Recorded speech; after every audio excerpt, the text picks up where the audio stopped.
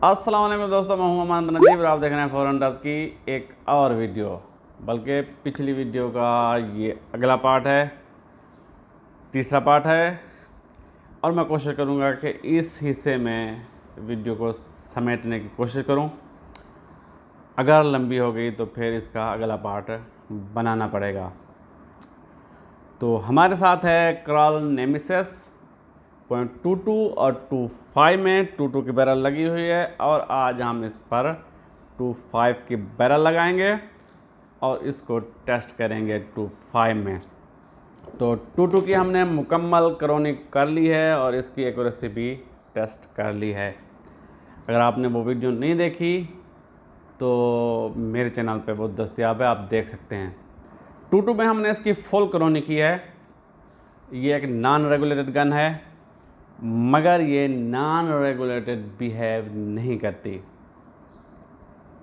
इसका वाल system improved है। यही बात मैं पिछली वीडियो में समझाने की कोशिश की है, मगर शायद मैं नहीं समझा पाया। मैंने हुमा रेगुलेटर की मिसाल दी थी और बाज़ भाइयों ने मेरे ऊपर इतराज़ किया है कि Huma regulator world best regulator है। जी हाँ, अच्छा रेगुलेटर है वो, और रेगुलेटर का आपको फ़ायदा होता है। मैं रेगुलेटर के ख़िलाफ़ नहीं हूँ, मगर मेरा जो पॉइंट था शायद वो आप नहीं समझ पाए। मैं ये कह रहा था कि रेगुलेटर अच्छी चीज़ है। आपको शुरू से लेकर जहाँ तक आप सेट करते हैं वहाँ तक आपको कंसिस्टेंसी के साथ एक ही वेलोसिटी के साथ आपको शॉट दे सकता है, अगर वो सेट हो तो।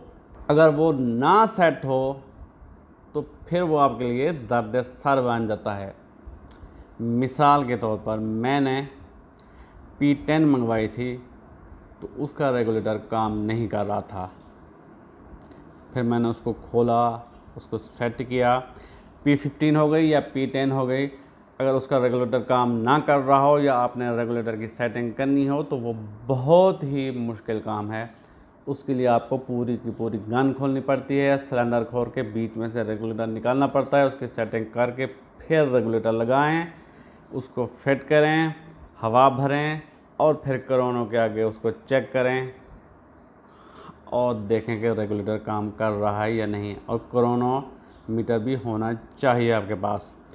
फिर हम शॉट्स लगाते आएंगे और देखेंगे कि जहाँ से वो ड्रॉप होना शुरू होता है तो रेगुलेटर वहाँ पे सेट होता है। यही हम इमेजिन करते हैं। अगर हमारे पास रेगुलेटर टेस्टर नहीं है, अगर रेगुलेटर टेस्टर है तो फिर आसानी हो जाती है। लेकिन P10 और P15 के रेगुलेटर को सेट करने के लिए उसको पूरा खोलना पड़ता है, और ये जो अमल है, ये प्रोसेस है, बहुत ही मुश्किल है और ये आम बंदे से तो होने वाला नहीं।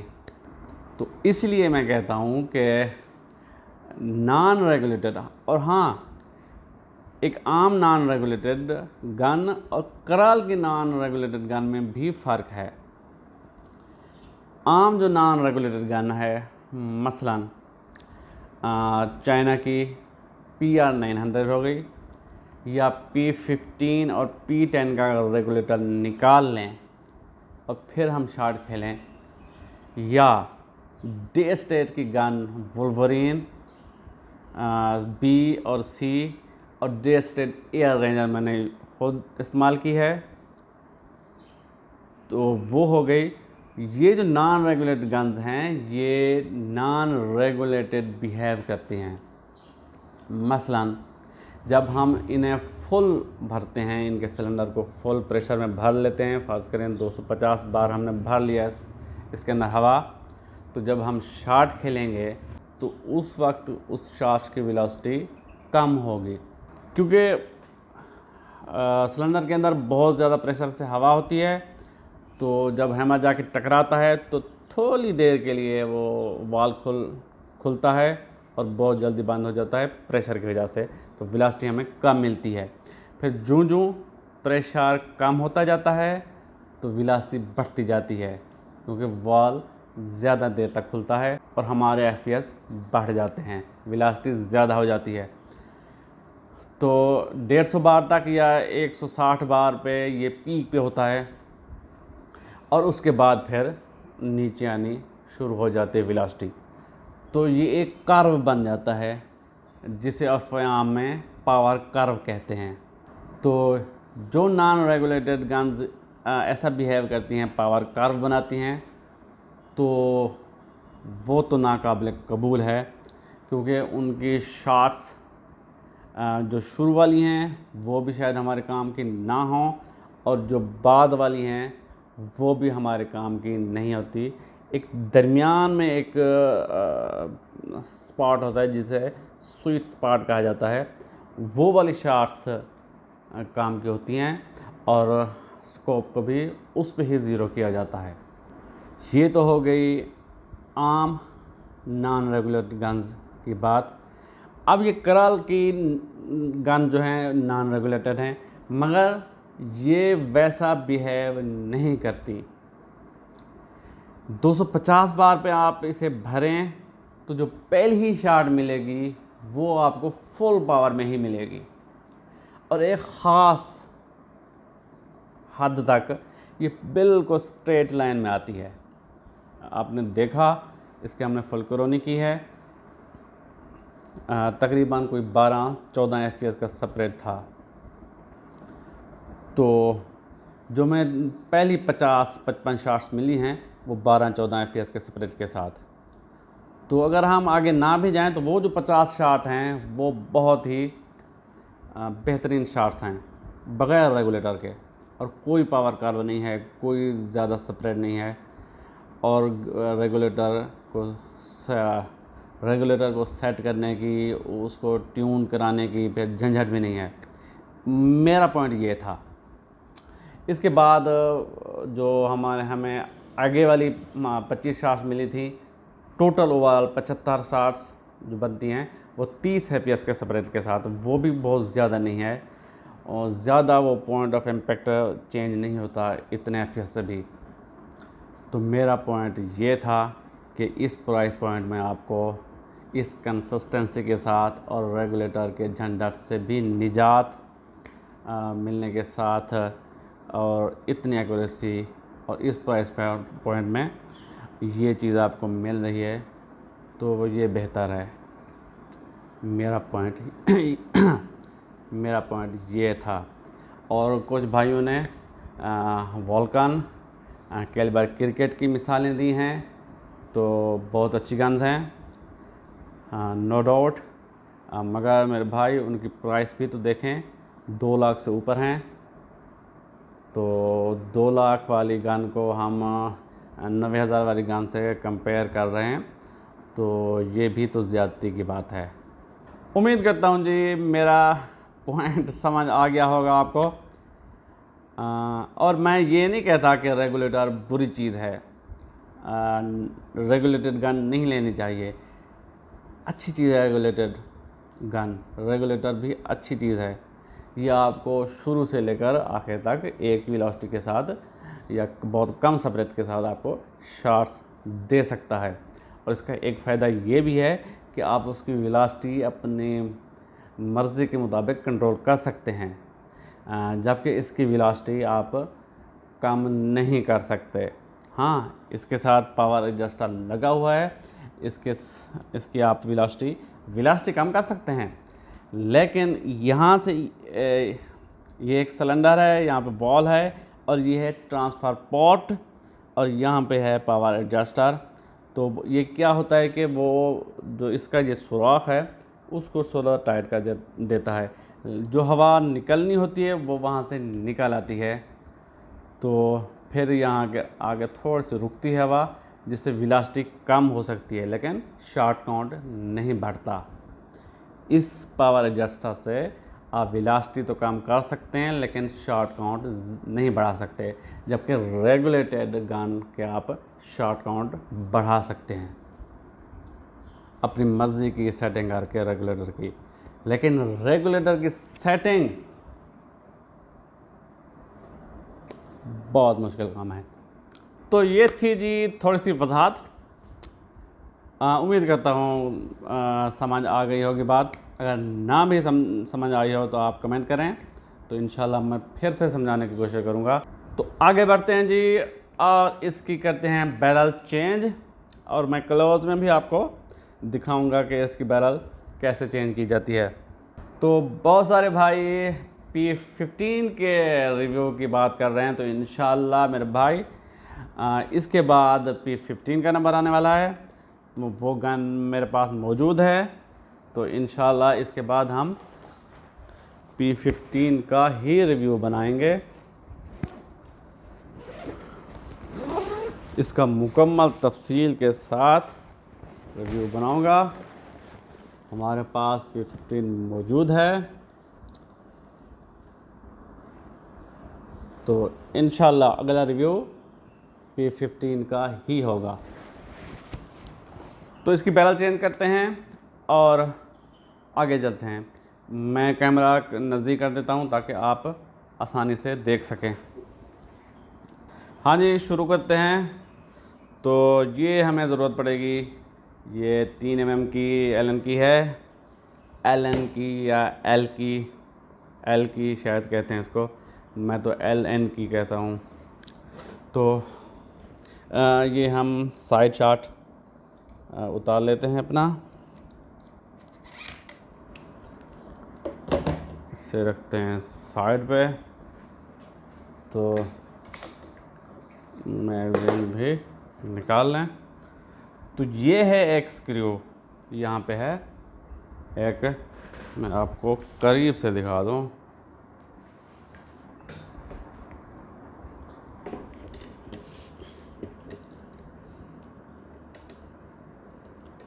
जी मेरे भाई, ये स्क्रू 3 mm की एल की हमने डालनी है इसके अंदर, और इसको काउंटर क्लॉकवाइज घुमाएंगे तो ये खुल जाएगा। ऐसे करके स्कोप भी आपको उतारने की ज़रूरत नहीं है। हाँ, अगर आप उतार लें तो बेहतर है, फिर आपकी बैरल वो आराम से फिट हो जाएगी सीधी। तो ये स्क्रू इतना ही खोलना है, काफ़ी है। कैमरा मैं पीछे करूं तो इसका शराउट खोलते हैं, इसको भी काउंटर क्लॉकवाइज आप घुमाएं तो ये शराउट खुल जाएगा। ये शराउट हमारा खुल गया है, इसको साइड पे रख देते हैं, दाग धब्बे ना लगें इसके ऊपर। ये निकल आई है जी हमारी बैरल। अच्छा जी, अब हमने इसको, मैं करीब करूं कैमरे को, इस बैरल को यहाँ से पकड़ना है आपने, और ऐसे घुमाते घुमाते आपने ऐसे घुमाते घुमाते इसको खींचना है। ये जी, शायद आप जैसे घुमा रहा हूँ,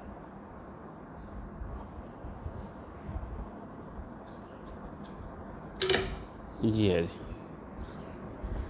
ये हमारी बैरल बाहर आ गई है।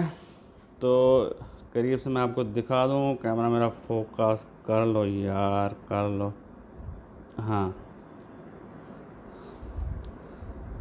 तो ये वो जगह है जहाँ से हवा जाती है, और ये जगह है जहाँ पे स्क्रू टाइट होते हैं आके। ये ओरिंग्स हैं, एक ओरिंग यहाँ पे है, एक यहाँ पे है, ताकि हवा सीधी अंदर जाए, ना कि इधर उधर निकल जाए। और एक ओरिंग होता है इसके अंदर, वो भी मैं आपको दिखाने की कोशिश करता हूँ। एक ओरिंग इसके अंदर होता है, तो यहाँ पे आके पहले प्रोब लगती है, और ओरिंग इसको, और जो ओरिंग होता है वो हवा को पीछे आने से रोकता है। तो इसकी पहले प्रोब तो अंदर लगी हुई है, ये 2 की है, तो हमने ये ये भी चेंज करनी है। तो पैलेट प्रोब जो होती है यहाँ पे आके रुकती है ताकि हवा पीछे ना आए। तो हमने ये भी चेंज करनी है वो पैलेट प्रोब। ये 22 की बैरल है, इसको रख देते हैं साइड पे। तो अब हमने करनी है पैलेट प्रोब चेंज।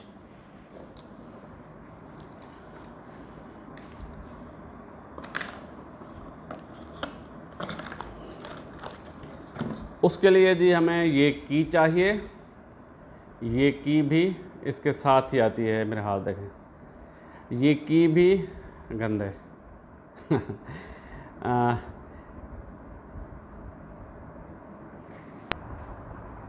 हाँ जी, हाथ बोली है मैंने। अच्छा, ये की इसके साथ ही आती है। तो इस की से हम इसकी पैलेट प्रोब खोलेंगे। इसको बंद करें तो इसको मैं करीब एकदम कैमरे को ताकि आप देख सकें।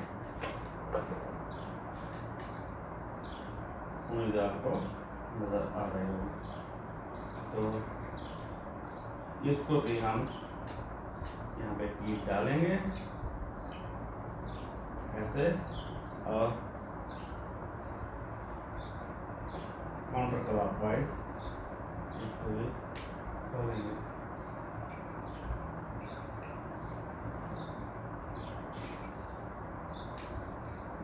हाँ, अगर स्कोप उतार लेते तो आसानी हो जाती है हमें खोलने में। लगता है सही है, स्कोप को उतारना ही पड़ेगा। जी बिल्कुल।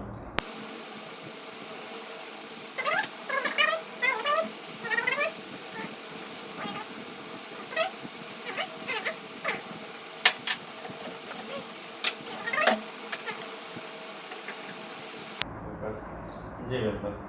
अब ये यहाँ पर लगाएंगे और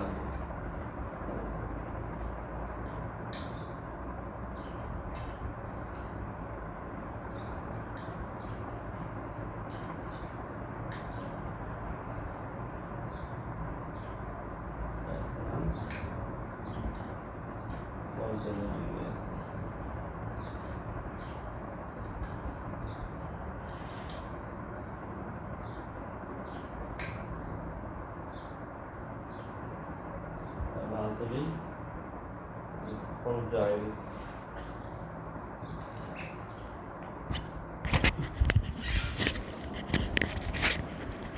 मैंने माइक लगाया हुआ नहीं था, जिसके लिए माजरत। तो आवाज़ शायद आपको सही आई है या नहीं, तो उसके लिए माजरत। अच्छा जी, ये पैलेट प्रोब खोलेगी तो ये पीछे से नहीं, ये आगे से जाएगी। तो कैमरे को रखता हूँ मैं यहाँ पे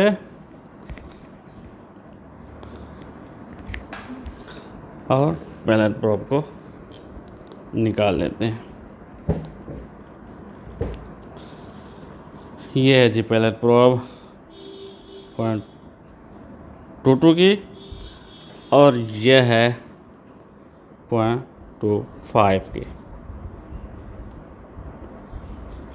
फ़र्क साफ ज़ाहिर है, एक मोटी है पतली। अब हमने 2.5 की लगानी है, ये वाली। तो इसी तरह इसके अंदर हम पैलेट प्रोब ड्रॉप करेंगे, वो आ जाएगी। इसको जब पकड़ेंगे सीधा और क्लॉकवाइज इसको टाइट करते जाएंगे और देखेंगे कि चूड़ी सही चढ़ी है। बिल्कुल, ये आसानी से टाइट हो रहा है, तो इसका मतलब है इसकी चूड़ी ठीक है। अब हम इसको की के साथ मज़ीद कस देंगे।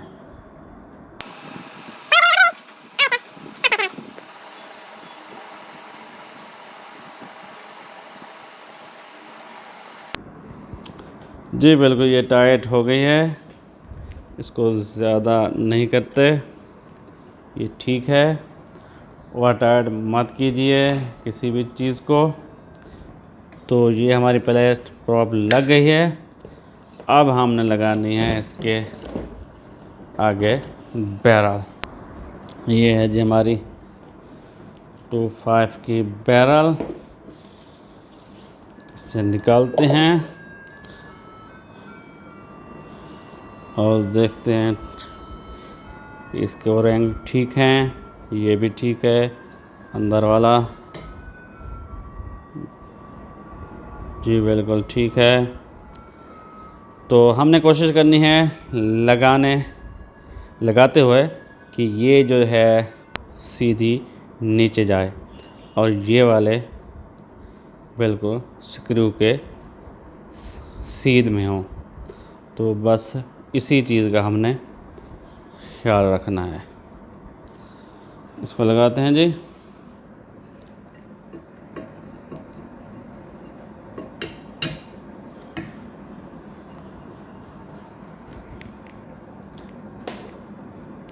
ये स्क्रू पूरा खोल लेते हैं अब हम।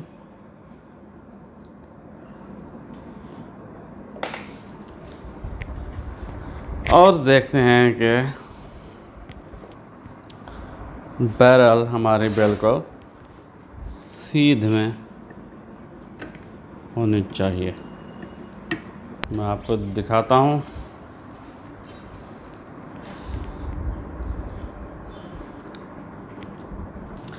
वो आपको नज़र आ रहा होगा, ये चीज़ सीधी जानी चाहिए। ये ऐसे ना हो। तो नीचे मैं आपको घुमा के दिखाता हूँ, ये वाली है, ये वाली नीचे होनी चाहिए ट्रांसफ़र पोर्ट। इसमें से हवा आएगी बैरल में और ये वाला हिस्सा ऊपर होना चाहिए बैरल को सीधा। अब हम स्क्रू लगाते हैं इसके ऊपर।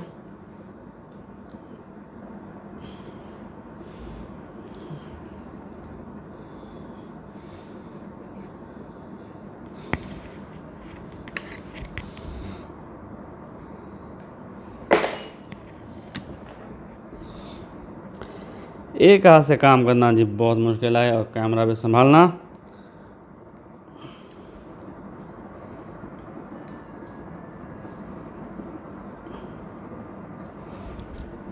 हम टाइट करेंगे क्लॉकवाइज। बस हो गया, ज़्यादा नहीं। अब हम लगाएंगे इसके आगे शराउड का।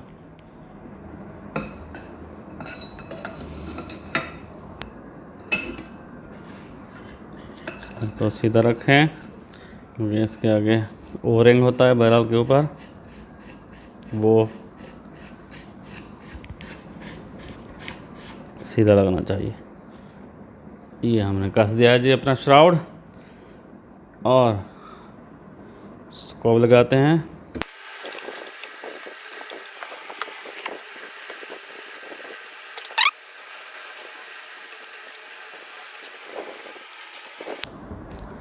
ये जो हमारी बैरल भी चेंज हो गई है और स्कोप भी लग गई है। तो अब ये हमारी गन बन गई है 0.25 में, क्रॉल नेमेसिस 0.25। अब जिसकी क्रोनी करते हैं JSB के 25 ग्रेन के साथ 25.39 ग्रेन 25 की बैरल हमने लगा ली है और ये 25 के ही पैलेट्स हैं। तो इसकी क्रोनी करते हैं। क्रोनी करने से पहले मैं आपको एक बात बता दूं, कुछ पॉइंट्स रह गए थे इसके। तो इसकी जो ओवरऑल लेंथ है वो है 36 इंच। हाँ, बगैर सलेंसर के यहाँ से वहाँ तक 36 इंच ये लंबी है। और इसके वज़न की बात करें तो 4 किलो के करीब इसका वज़न है। 4 किलो से थोड़ा सा कम 57 ग्राम्स 57 ग्राम 4 किलो से कम है, यानी कि 3 किलो और 943 ग्राम इसका वज़न है। इसकी क्रोनिंग करते हैं 25 ग्राम के पैलेट के साथ।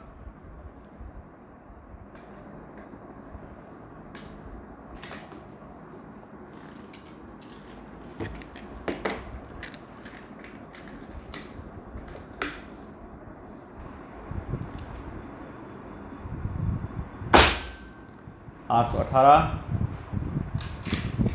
8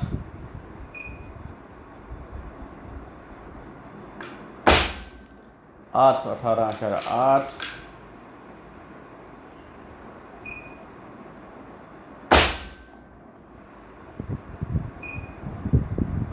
819 था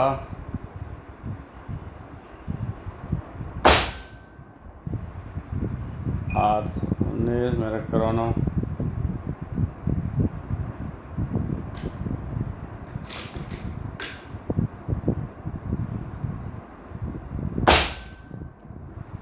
819 रेत पड़ गई है जी उसके ऊपर।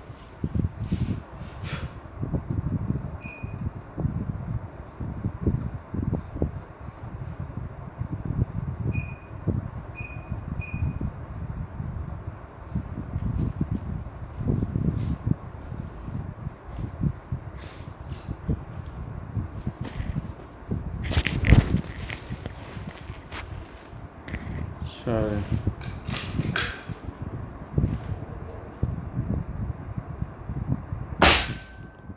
817 अशारिया 9 818 बैटरी लो है क्रोनो की, तो 818 5